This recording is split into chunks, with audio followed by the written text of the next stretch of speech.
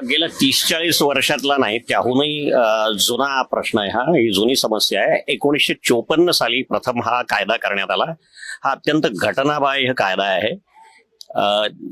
फाळणीनंतर म्हणजे 47 नंतर जे मुसलमान भारत सोडून गेले आणि त्यांच्या नवनिर्मित पाकिस्तानमध्ये गेले, त्यांच्या इथल्या जमिनी मुसलमानांच्याच हितासाठी वापराव्या यासाठी तो कायदा केला गेला.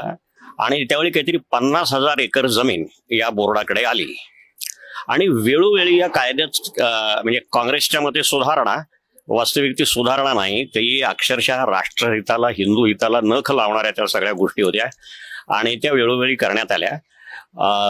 विशेषतः बाबरी पतन झाल्यानंतर मुसलमान समाज हा काँग्रेसपासून दूर होतोय असं लक्षात आल्यावर मनमोहन सिंगानं याच्यामध्ये अत्यंत विषारी असे बदल केलेले आहेत की ज्यामुळे